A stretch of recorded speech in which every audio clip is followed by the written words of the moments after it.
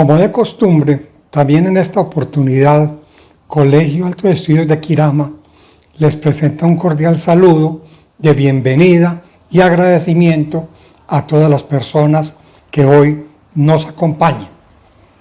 En este tercer ciclo de Encuentros Quirama, que hemos dado en llamar Democracias en Crisis, hoy tendremos en el formato entrevista el programa Gobernanza y Democracia. Para el efecto, hemos invitado como entrevistado a Álvaro Múnera Builes y como entrevistador estará Ramiro Restrepo González. Álvaro Múnera Builes es ampliamente y positivamente conocido por la opinión pública porque se ha desempeñado como concejal de Medellín en varios periodos. Actualmente es diputado de la Asamblea y, hay que destacarlo, siempre ha resultado elegido por voto de opinión, sin maquinarias, sin nada raro, sin maquinaciones. Es un hombre además admirable por sus campañas como defensor a ultranza de los animales. Ha emprendido campañas cívicas de renombre, todas muy exitosas en favor de estos seres sintientes. Es además admirador del fútbol americano. De otro lado, como entrevistador estará Ramiro Restrepo González, persona que ha ocupado cargos ejecutivos, directivos muy importantes en empresas nacionales y también en algunas empresas de fuera del país. Es además conferencista de nuestro programa FAD, integrante de nuestra colegiatura, editor del Boletín Quirama y, por lo demás, integra la tertulia académica de Quirama. A todos ustedes, muchas gracias.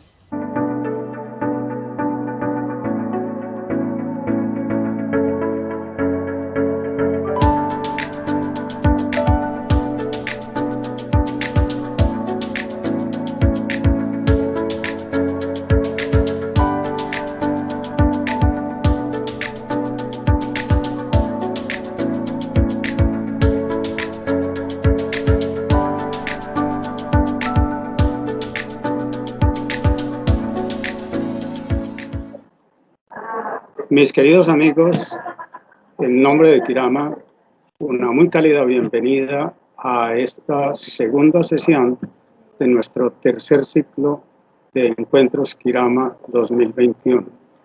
El tema que nos convoca es Democracias en Crisis. Y específicamente el día de hoy vamos a tener un extraordinario entrevistado alrededor del tema de gobernanza y democracia.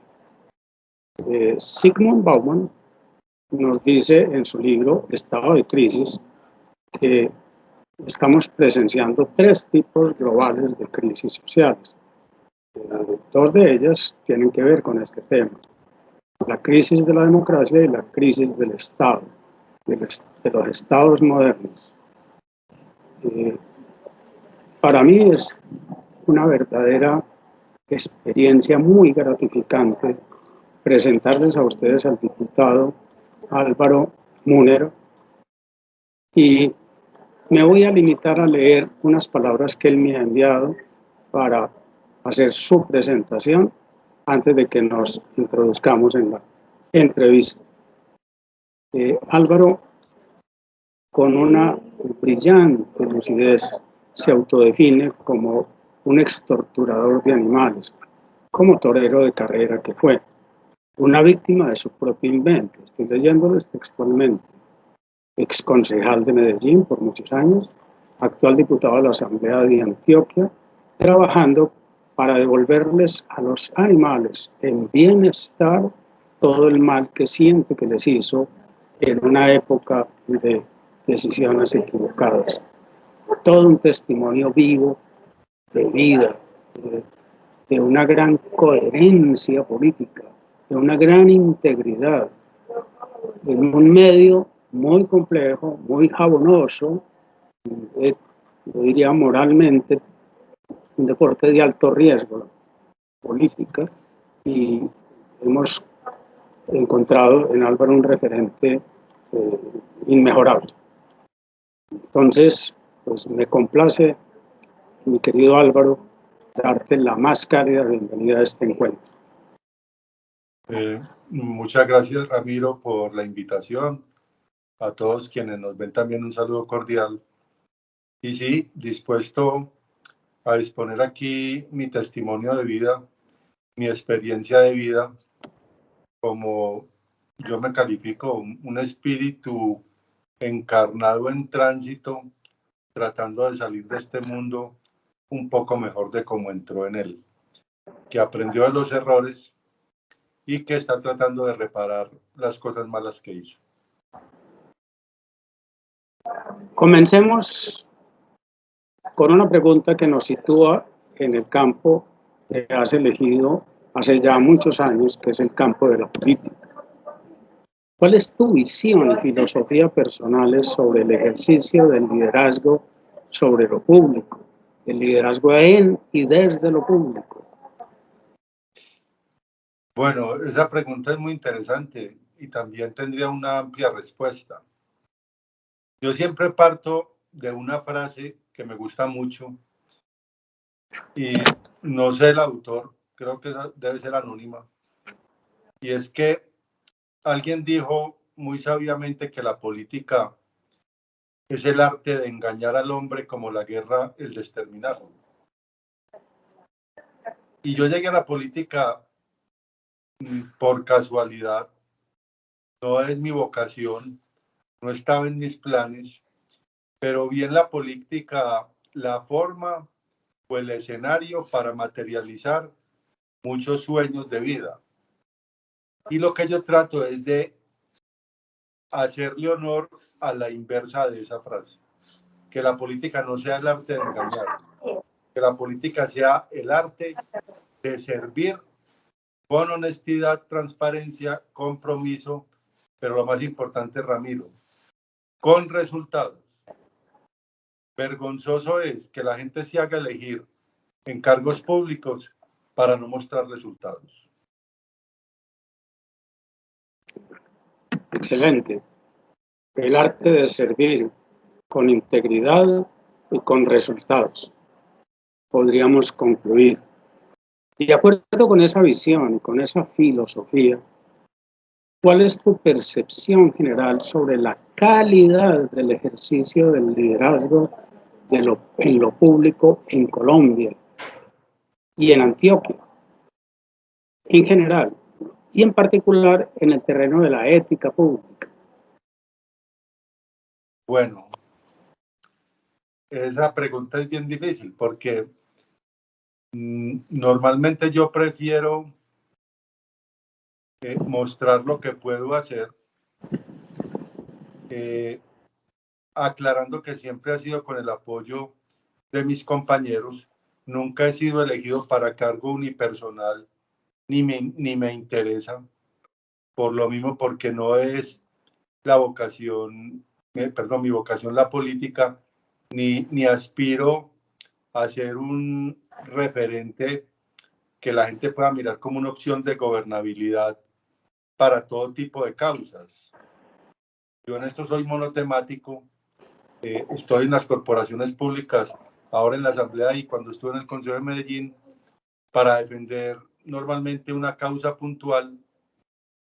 Entonces ahí es donde yo materializo sueños, pero ya cuando uno le toca generalizar y hablar de lo que significa el ejercicio de la política en Colombia desde el punto de vista calidad y ética, yo hoy tendría que decir que es muy pobre.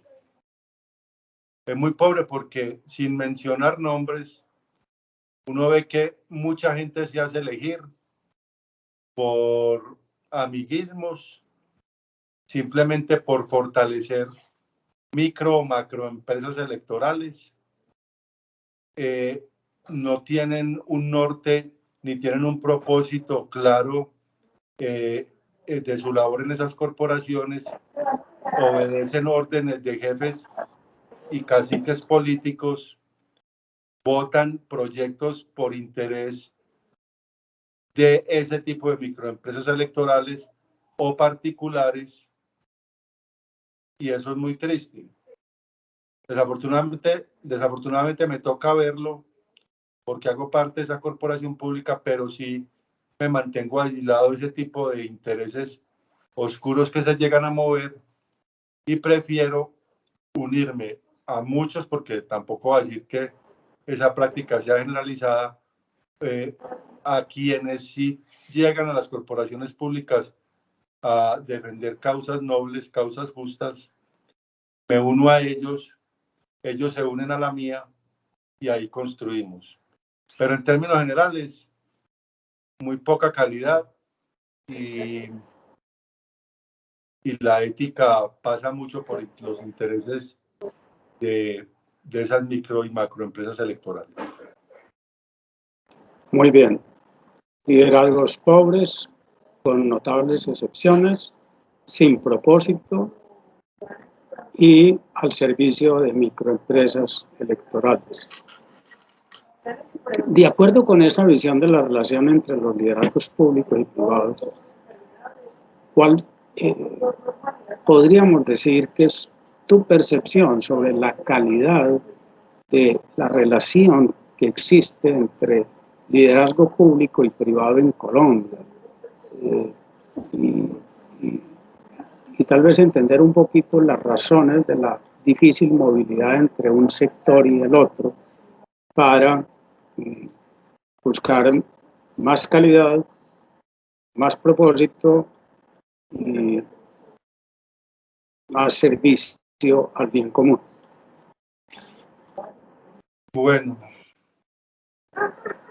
son preguntas de mucha complejidad. Y en esto quiero hacer como abogado del diablo, porque desde mi punto de vista personal, yo mantendría totalmente separada la relación público-privada en lo que tiene que ver con los mecanismos de elección popular. Yo prohibiría totalmente la financiación de privados para campañas políticas y le dejaría eso solamente al Estado, porque ahí empiezan muchos vicios. El que financia de lo privado al candidato para después recibir favores en las decisiones que ese candidato ha de tomar. Y eso normalmente termina en una cosa que se llama corrupción.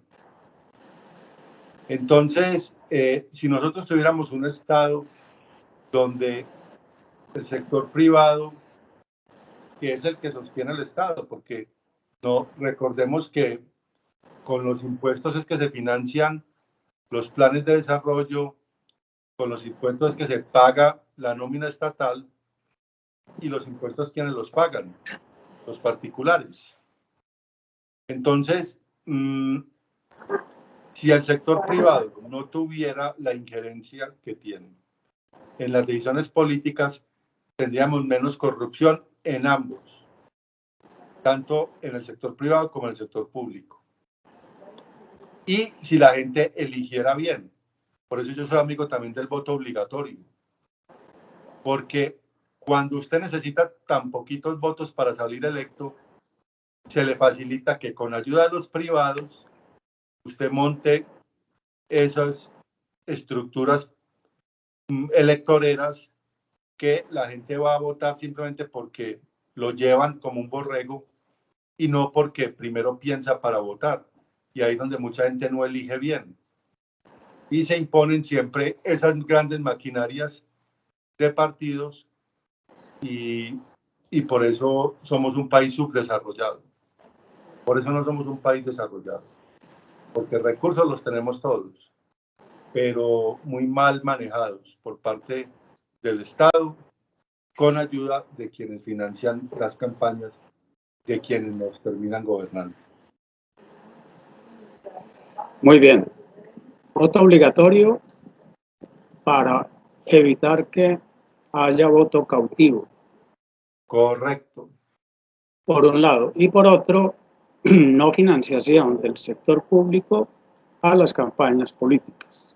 Sin embargo, quisiera insistir en lo siguiente. Nuestras organizaciones tienen un alto impacto y cada vez mayor en el bienestar social, el bienestar, la salud del planeta, los bienes comunes. Y suena impensable que no haya una cooperación entre los gobiernos y las organizaciones en función ya de causas de bien común, no en empresas electorales. ¿Cómo podríamos entonces plantear la relación entre los liderazgos públicos y los liderazgos privados en un ambiente de integridad y transparencia al servicio del bien común?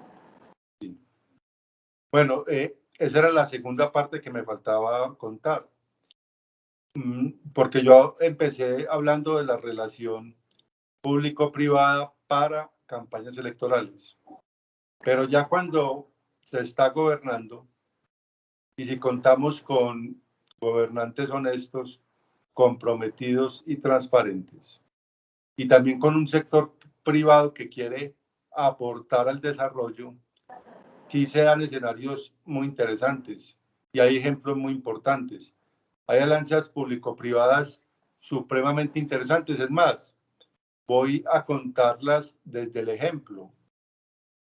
Nosotros los programas de protección animal que implementamos en Medellín y ahora en la gobernación de Antioquia, absolutamente todos son manejados por alianzas público-privadas y con la academia. Si ustedes miran, por ejemplo, el programa de esterilizaciones masivas de caninos y felinos de Medellín y Antioquia, bueno, de Antioquia porque el de Medellín tristemente lo tienen paralizado en esta administración, no entiendo por qué, pero desde que yo estuve en el consejo hacia atrás y ahora en la asamblea, ese programa lo manejan entre la Universidad CES y la Universidad de Antioquia, con criterio técnico y alejado de cualquier injerencia política. Y así han sido absolutamente todos los programas. El Centro de Bienestar Animal La Perla de Medellín lo maneja la Universidad CES, con criterio técnico y alejado de la política. ¿Por qué? Voy a poner un ejemplo sencillo. Si los veterinarios que trabajan en el Centro de Bienestar Animal La Perla obedecieran a favores políticos o estuvieran allí por un favor político, el que se los hizo para que ellos ingresaran a trabajar allí, tranquilamente los podría llamar y les podría decir, mire, ve, recibíme X cantidad de caninos que un amigo que vendió la finca y se fue a vivir al exterior, está encartado con ellos y no los puede, no sabe qué hacer con ellos.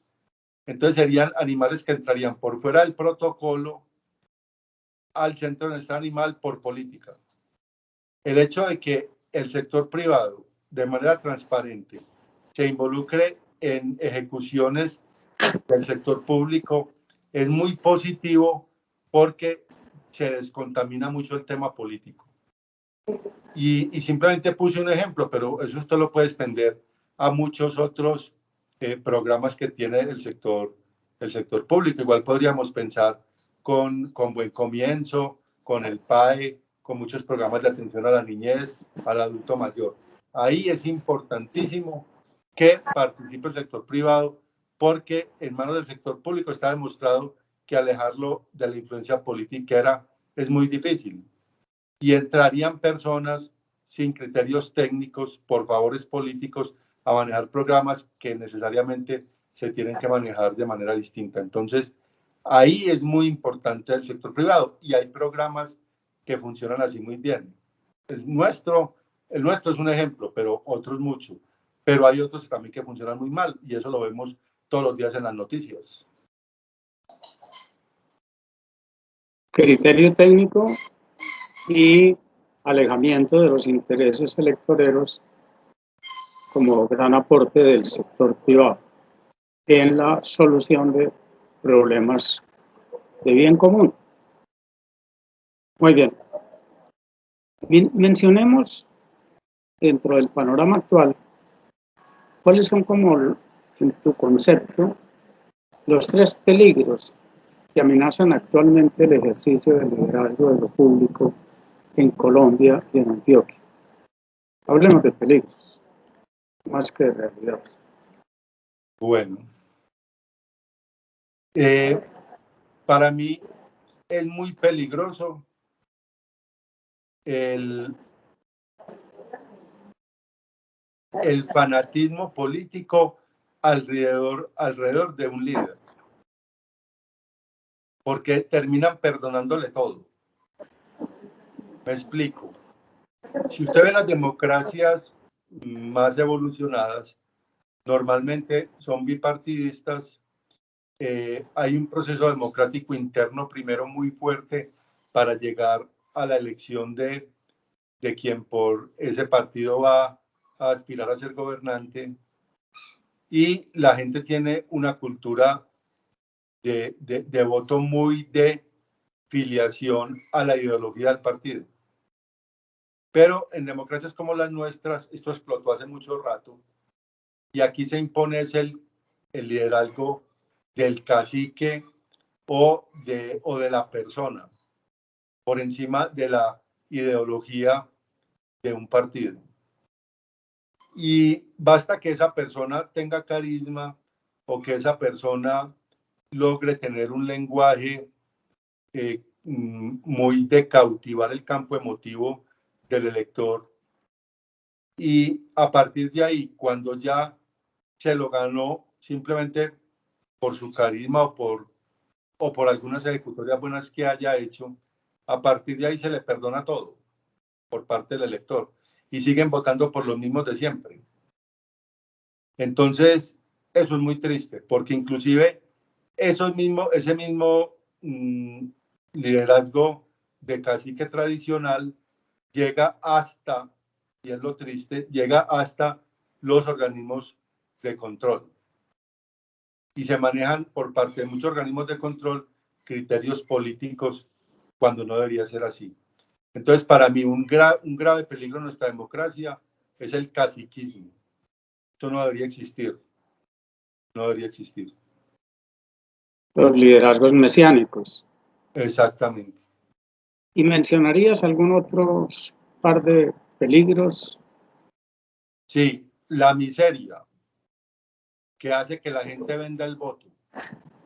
Porque si usted se va para regiones, por ejemplo, muy tradicionales de ese tipo de prácticas como la costa caribe colombiana, aunque sea en todo el país, pero con mayor persistencia en la costa caribe, la gente cambia un mercado de una semana para aguantar hambre 4 años.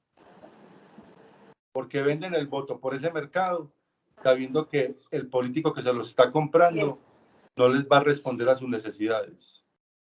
Pero prefieren esa semana de comida. Y eso es supremamente triste, porque inclusive veo unas regiones que por su topografía, por estar cercana al mar, a los puertos, deberían ser las más desarrolladas del país y son las más pobres, donde más miseria y corrupción se ve. Entonces, la pobreza en que nuestros gobernantes han sumido al pueblo durante tantísimos años, diríamos décadas, hace que esa práctica se siga imponiendo y se sigan eligiendo tantos corruptos. Yo creo que si nosotros no hubiéramos tenido ese sistema perverso de compra de votos desde hace tanto tiempo, no tendríamos los gobernantes que hemos tenido.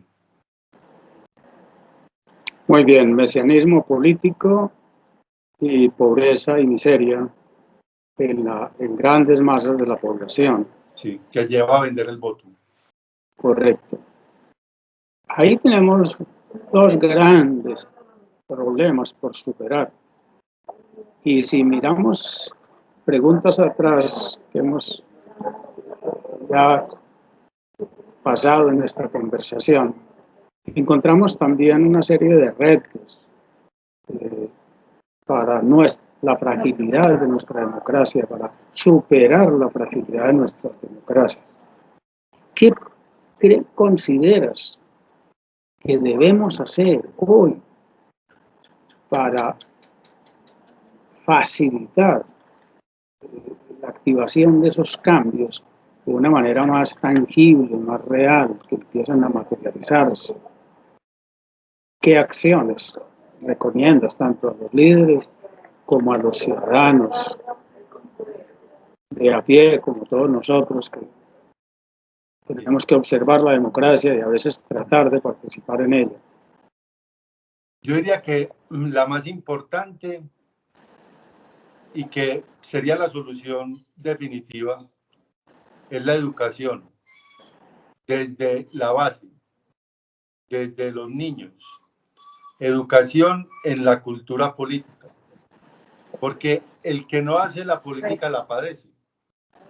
Y esa apatía hacia la política y el abstencionismo es lo que facilita que sigan gobernando muchas personas que, como lo explicaba ahora, con muy pocos votos, con muy pocas estructuras, se hacen al poder gracias a la apatía y al abstencionismo. Si nosotros empezamos a educar a nuestros niños en la importancia de participar en los procesos electorales, en los procesos democráticos, como la herramienta que podemos tener distinta a las balas para cambiar las cosas, que es el voto,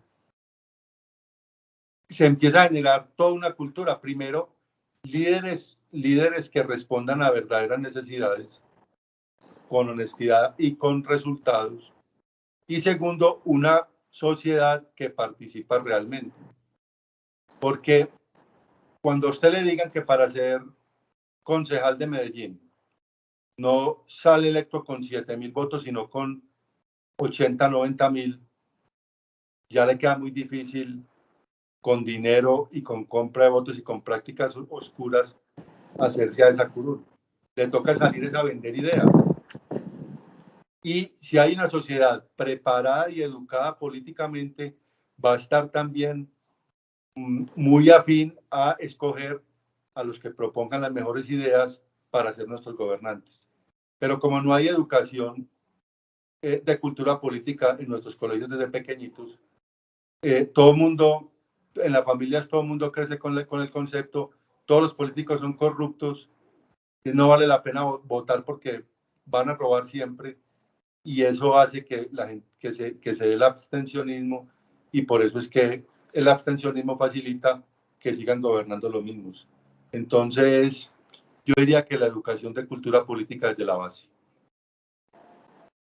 Muy bien.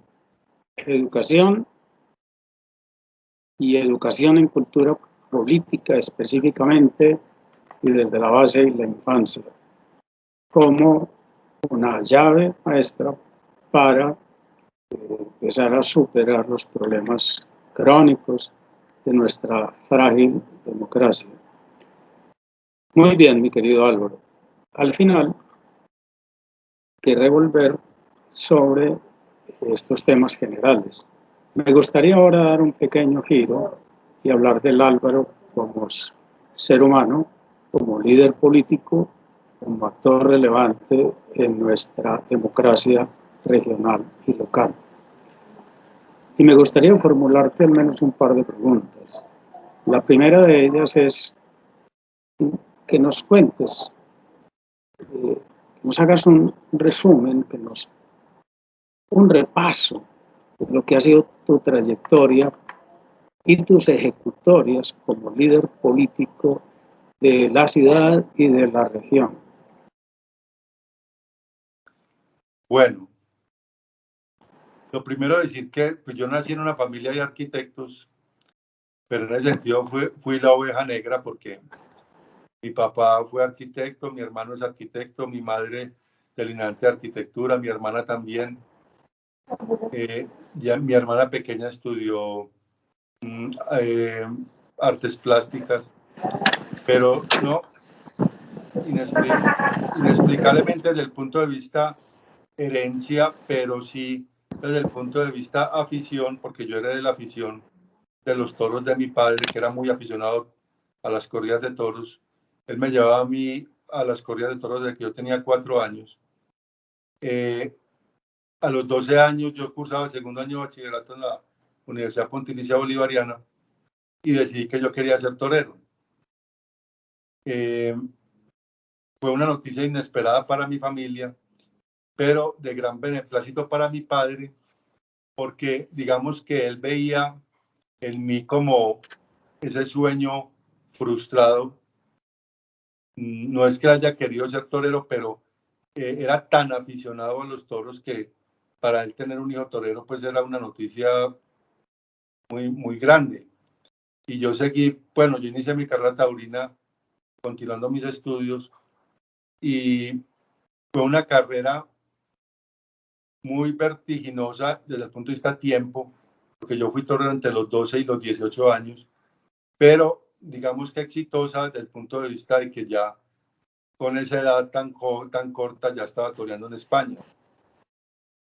Y en la Plaza de Toros curiosamente, que lleva por nombre mi apellido, Plaza de Toros de Munera, en la provincia de Albacete, en España, un toro de nombre Terciopelo me cogió por la pierna izquierda, me tiró por los aires, cuando yo venía cayendo me volvió a enganchar y ya en la segunda caída me partí la quinta vértebra cervical, lesión medular completa y un diagnóstico contundente que yo no podía volver a caminar.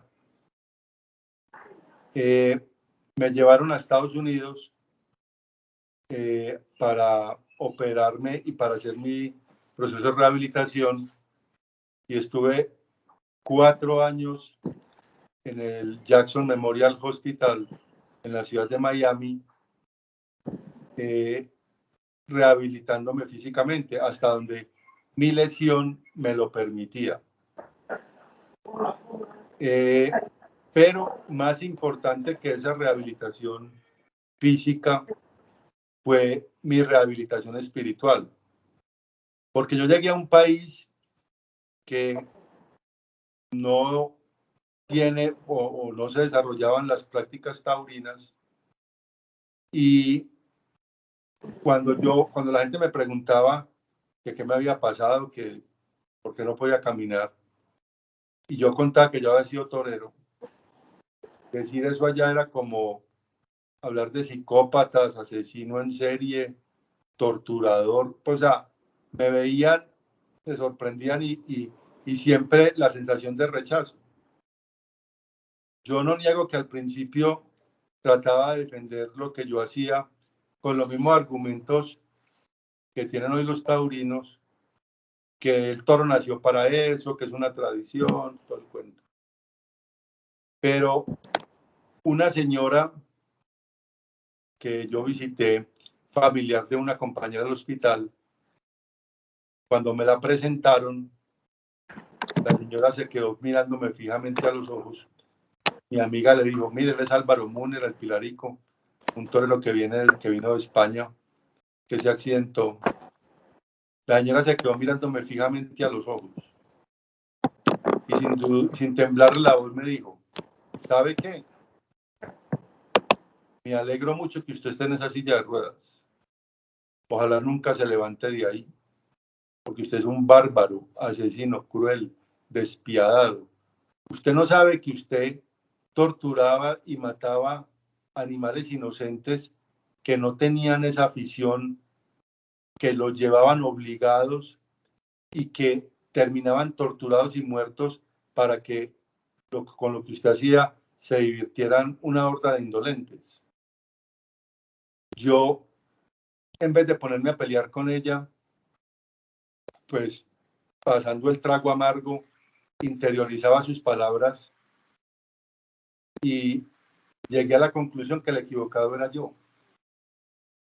Que uno no puede tener un proyecto de vida basado en el sufrimiento y en el dolor y la muerte de seres sintientes que son inocentes, que no pidieron estar ahí para diversión de otras personas.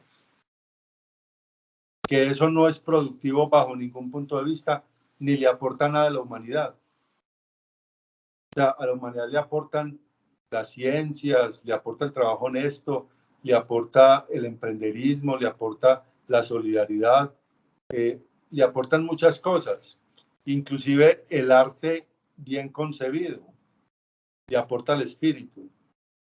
Pero salir a torturar y matar a un animal inocente que no entiende por qué ni para qué, eso raya en lo demoníaco. Y ese fue la mayor conquista de mi proceso de rehabilitación.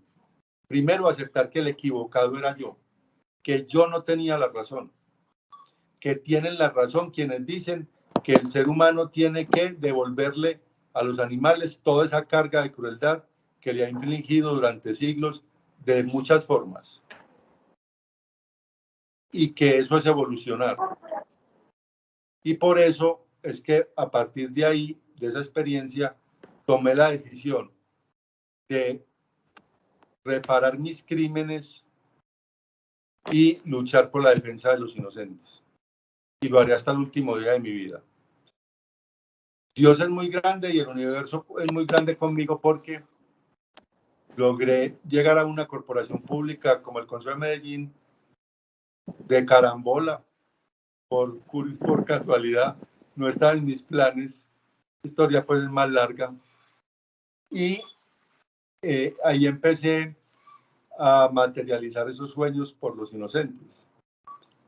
Entonces, lo primero que yo recuerdo que hicimos en el consejo fue prohibir lo que la gente conocía como las marranadas, que en los barrios de Medellín se mataban entre el 24 de diciembre y el 1, 30.000 cerdos en las calles de la manera más cruel. Se burlaban de ellos, los pintaban, algunos les ponían pólvora en el recto, los mataban con destornilladores borrachos, pues hacían todo un espectáculo alrededor de esa muerte cruel delante de los niños, ríos de sangre por las calles de un animal que mínimamente tenía el derecho a no sufrir en ese proceso de sacrificio que yo hoy en día respeto. Soy vegetariano, pero respeto que la gente se alimente de carne, pero que por lo menos los animales no tengan que padecer la humillación y el sufrimiento de una muerte cruel. Y eso era una muerte muy cruel y humillante. Y lo prohibimos. Y la gente terminó aceptándolo y eso ya no se ve. También el acuerdo que creó el Centro de Bienestar Animal La Perla. Empezamos las campañas de esterilización de caninos y felinos. Ya en periodos posteriores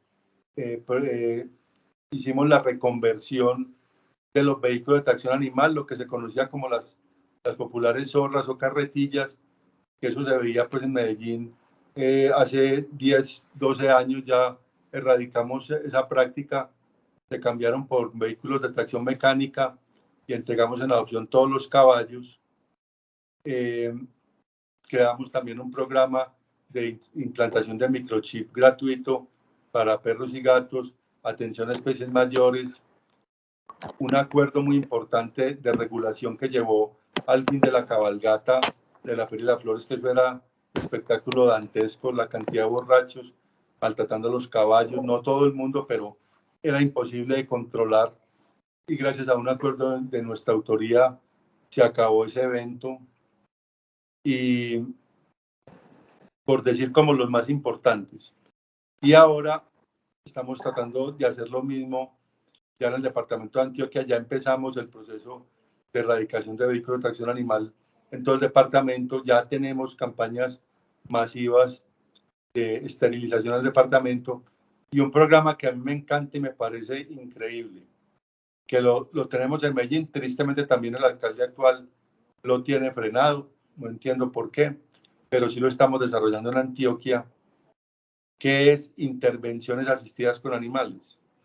Y es que a través del entrenamiento de caninos estamos llegando a población muy vulnerable, como el menor infractor del sistema de responsabilidad penal, mujeres víctimas de violencia de género, adultos mayores, personas en condición de discapacidad, con intervenciones asistidas con animales, donde ellos, a través de esa relación con los animales, obtienen una cantidad de beneficios en cuanto a su rehabilitación, la autoestima, el entender muchas cosas, y es un proceso muy bonito. Y Antioquia es la primera región en el mundo que tienen las intervenciones asistidas con animales como política pública. Eso me llena de orgullo porque es un programa maravilloso.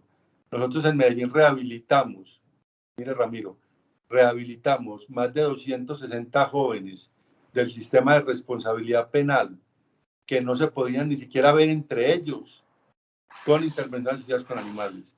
Y varios de ellos hoy en día o son instructores caninos o trabajan como, o están estudiando como asistentes veterinarios porque quedaron enamorados de los animales. Y recuerde que Mahatma Gandhi lo dijo, la cultura de un pueblo se puede medir según el trato que le damos a los animales. Entonces, el que es bueno con los animales es bueno con las personas. Y si nosotros empezamos a educar a nuestros niños protegiendo la naturaleza y los animales, vamos a tener adultos que no van a atentar nunca contra el ser humano. Maravilloso testimonio y maravilloso respaldo de ejecutorias desde lo público, completamente coherentes, con un cambio de vida profundo, radical, asumido con una gran integridad y una gran humildad. Me gustaría preguntarte todavía más algo personal.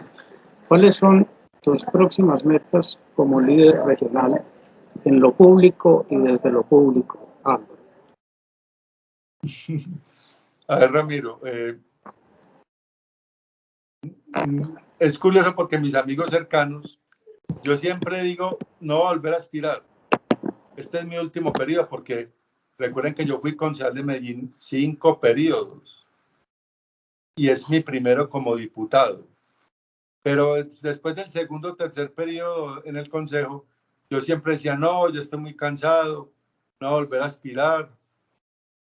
Entonces, digamos que yo en este momento no pienso en nada que tiene que ver con procesos electorales, aspiraciones personales, porque yo tengo como filosofía de vida en lo político que yo no trabajo mucho o no tengo que trabajar mucho para llegar a la corporación pública, pero sí trabajo mucho en la corporación pública. Hay gente que trabaja mucho para llegar, pero llegan y trabajan poco. Yo soy comprometido al 100% en cumplir a cabalidad todo lo que dije en campaña. Y si ustedes miran el plan de desarrollo de Antioquia, lo que tiene que ver con protección a la fauna, estamos cumpliendo el 100% de lo que dijimos, también gracias al apoyo del gobernante, del doctor Aníbal Gaviria, de mis compañeros diputados y ahora el gobernador encargado, Luis Fernando Suárez. Y así fue con todos los alcaldes. Yo tengo que ser muy agradecido. Desde Juan Gómez, Alonso Salazar, Aníbal Gaviria, alcalde, Federico Gutiérrez, porque todos me han apoyado. Yo tengo que ser muy honesto y muy agradecido. También porque yo no pido nada distinto a que me apoyen en la causa que defiendo. No me la paso pidiendo puestos ni pidiendo contratos. Entonces, como soy monotemático y muy intenso,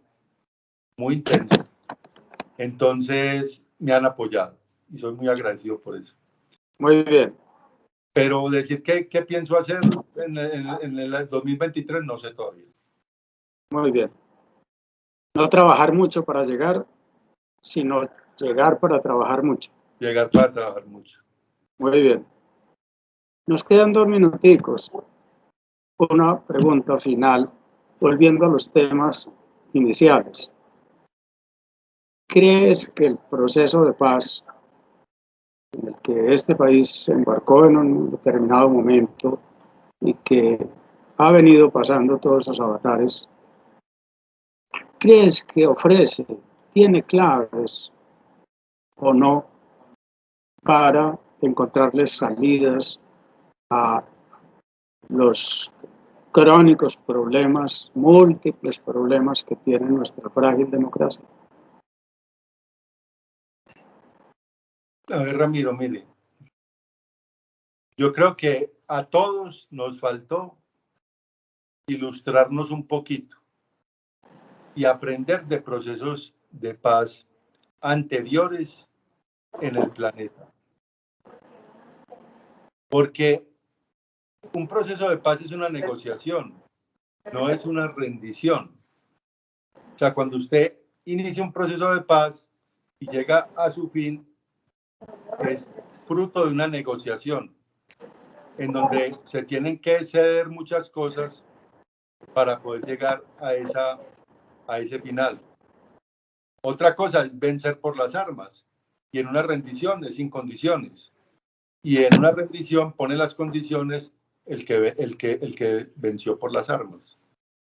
Pero no siendo el caso nuestro, hubiera sido muy bueno que nos hubiéramos remontado, por ejemplo, a la negociación del IRA irlandés, que se le entregó, que se le cedió al IRA para que se desmovilizara, o muchos procesos africanos o centroamericanos.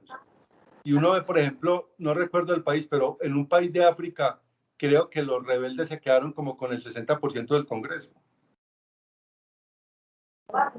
Y aquí nos hubiéramos escandalizado donde eso hubiera pasado.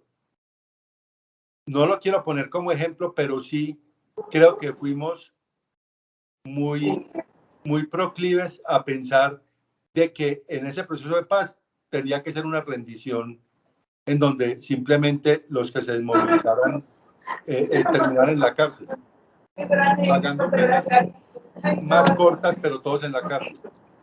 Y eso no es un proceso de paz, porque es fruto de una negociación. Y los procesos en el mundo, todos los gobiernos que los han iniciado, han tenido que conceder muchas cosas. Nunca vamos a encontrar un proceso de paz perfecto, imposible. Pero sí, la idea era que hubiéramos podido lograr un proceso de paz más amplio que hubiera involucrado no solamente a una fuerza rebelde, sino a todas, y con unos elementos de medición y de verificación más fuertes de los que tenemos, y con unos compromisos económicos por parte del Estado con estas personas más sólidos desde el punto de vista de cumplimiento y con la verificación internacional. Yo creo que ahí fallamos. En este momento creo que no tenemos un norte claro. Me parece que el tema de esas disidencias ya se nos salió las manos hace mucho rato. A eso se le suman otros factores de violencia que no están por ideología política, sino también por un factor económico que simplemente aprovechan. Y creo que nuestro país no tiene un norte claro en cuanto a que tengamos paz en el futuro cercano. Tristemente tengo que decirlo, no lo veo así. Otro problema que se sobreagrega a la fragilidad democrática de nuestro país. Correcto. La falta de norte claro y de voluntad política para concertar, para negociar, para vivir en paz. Pues mi querido Álvaro, ha sido un extraordinario rato, una extraordinaria conversación, un extraordinario testimonio. Te quedamos entrañablemente agradecidos, y pues a quienes hemos seguido de largo tu trayectoria política, nos complace decirte que te renovamos nuestro aprecio, nuestra admiración y nuestros mejores deseos, porque tu frágil salud también finalmente mejore completamente. Muchas gracias. Gracias a ustedes, gracias por los buenos deseos, y recuerden que se puede cambiar el rumbo de nuestras vidas a partir de experiencias traumáticas.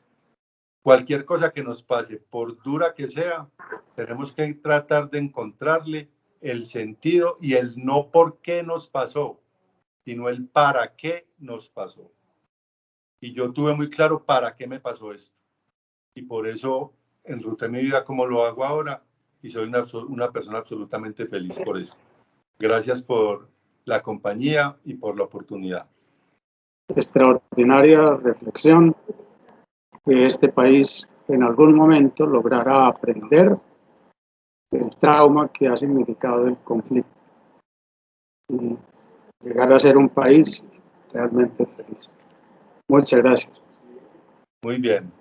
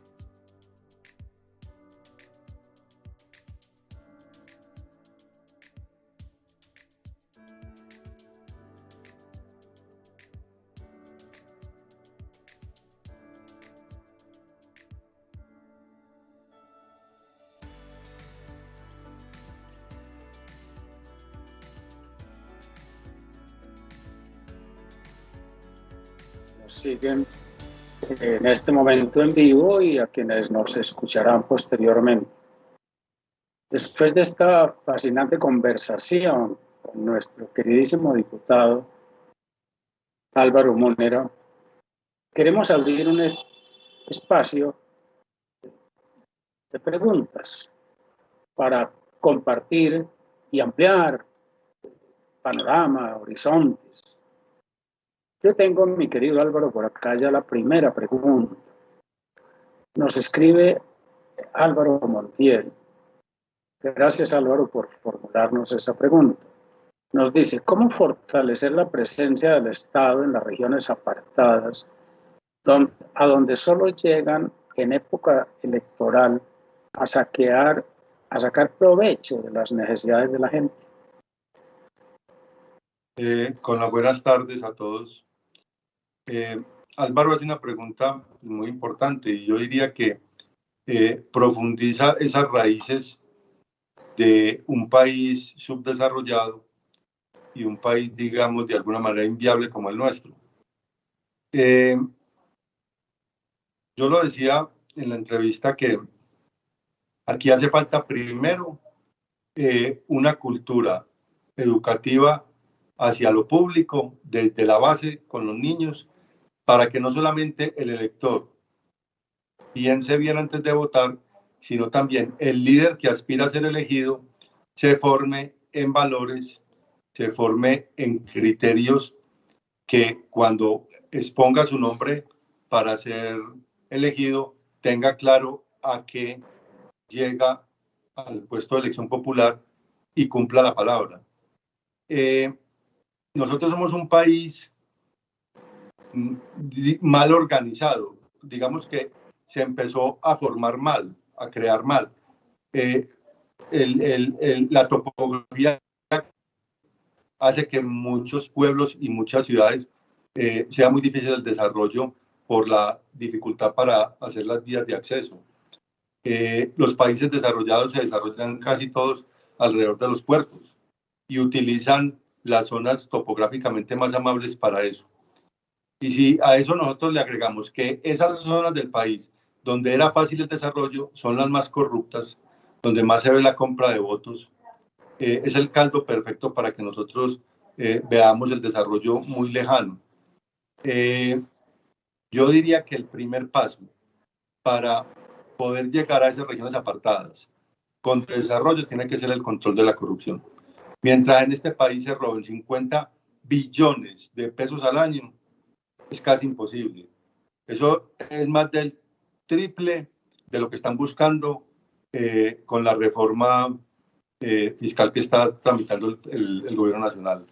Entonces, lo primero es acabar con la corrupción y eso se logra desde la base. Muy bien. Mal conformado el país, fundado de espaldas a sus costas, siendo uno de los países más generosamente dotados, con vista de dos mares y educación nuevamente. Tengo por acá otra pregunta y me parece que ya hay parte de la respuesta a esa pregunta. Jaime Palacio, un exalto directivo de gestión humana de organizaciones muy importantes de este país, te pregunta, ¿cuáles son los elementos claves en la formación de un líder de servicio público? Bueno, de pronto puedo ser la persona equivocada para contestar esa pregunta, porque mi formación en lo público fue de manera accidental. La política no es ni era mi vocación. Llegué a ella por cuestiones del destino, circunstancias que hicieron que yo esté ahora dedicado a lo público desde las corporaciones Consejo de Medellín y ahora Asamblea Departamental de Antioquia. Pero todo lo que he aprendido en mi largo trasegar, ya son 20 años dedicado al servicio público, lo primero que se necesita para formar un buen líder en lo público es que la persona sea honesta. Porque si no es honesta, se puede formar en el buen manejo de la retórica, en el buen manejo de hablar en público, del acceso a la gente, del carisma.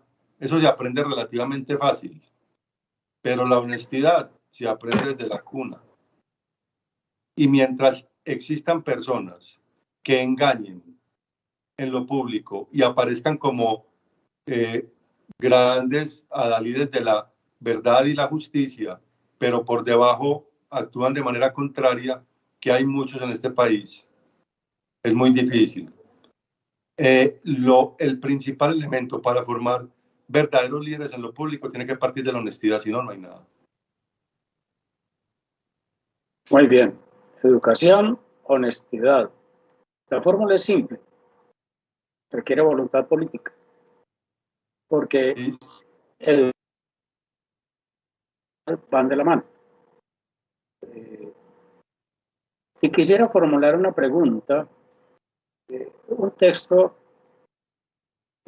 reciente de un par de autores norteamericanos, Stephen Levitsky y Daniel Ziblatt. El texto se denomina ¿Cómo mueren las democracias? Y señalan o indican o inventarían 4 señales de una deriva autocrática en las democracias. La deriva autocrática está muy de moda por el advenimiento de los populismos de derecha, de izquierda. Eso ya no tiene color político. Y esas 4 señales son: primero, débil apoyo o rechazo a las reglas del juego democrático.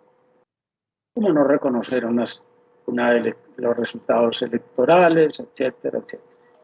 Negación de la legitimidad de los adversarios políticos, como tildarlos todos de comunistas o de guerrilleros o de terroristas, etcétera. Como está haciendo Ortega en Nicaragua.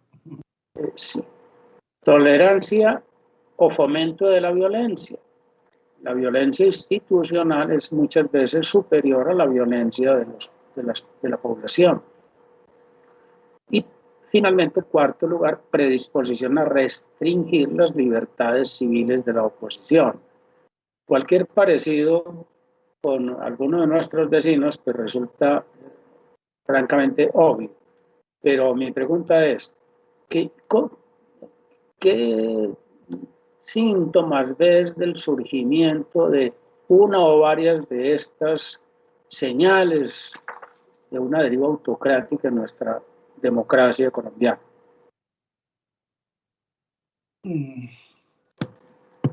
Puede sonar muy duro, Ramiro, lo que voy a decir, pero es que yo creo que eso lo estamos viviendo hace mucho tiempo. Y volvemos a lo que hablábamos en la entrevista. Esos liderazgos mesiánicos, esos liderazgos unipersonales son muy peligrosos, porque la gente termina dejándose encantar por el encantador de serpientes de turno.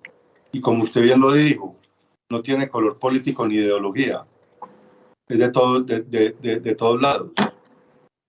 Entonces, se termina siguiendo a una persona con sus virtudes, pero también con todos sus errores. Y se le perdonan esos errores. Y eso es muy grave. Eso es muy grave, que en nuestros países al gobernante de turno se le perdonen delitos. En países más desarrollados, inclusive hay naciones donde eso lo castigan de manera muy fuerte. Yo no soy amigo pues ni de la pena de muerte ni nada de eso, pero ustedes pueden ser testigos de que hay naciones en el mundo que castigan hechos de corrupción con pena de muerte. Entonces, yo prefiero que la democracia funcione con colectividades serias, colectividades con un norte fijo, y que la gente se file según su afinidad o según sus gustos por esas colectividades, no por lo que diga ni por la orientación de una sola persona. Me parece terrible, me parece absolutamente terrible que aquí hayan tantas personas de lado y lado que sigan líderes que para mí no reúnen las condiciones positivas de un líder, de un verdadero líder. Pues Álvaro, muchísimas gracias. No tenemos en este momento sobre la mesa más preguntas. Además, estamos ya un poquito por encima del tiempo, pero ha sido una conversación absolutamente fascinante, muy enriquecedora, y estamos profundamente agradecidos contigo. Para ti, yo pues afortunadamente no creo en la objetividad periodística. Para ti, mi afecto y admiración personales y muchos éxitos en tu labor personal. La seguimos atentamente y estaremos siempre dispuestos como ciudadanos a apoyarla. Ojalá nuestra política colombiana empiece a llenarse de Álvaros Mónegas. ¿Querías decir algo? Sí, no, el agradecimiento es mío por esta gran oportunidad de exponer mi historia de vida, que no ha sido fácil. Yo hubiera querido aprender por la razón, no lo hice, y tuve mis oportunidades. Me tocó aprender por el dolor, pero entendí el mensaje. Y el éxito en la vida es precisamente ese. Cuando aparezcan esas señales en la vida, algunas aparentemente trágicas o dolorosas, tratar de verle el lado positivo y no quedarse en el por qué a mí, sino en el para qué. Y eso resume mi experiencia de vida. Entendí muy rápido para qué me pasó todo lo que me pasó y no me quedé de brazos cruzados. Tomé la decisión de que tenía que trabajar por la reparación. Porque arrepentirse es fácil.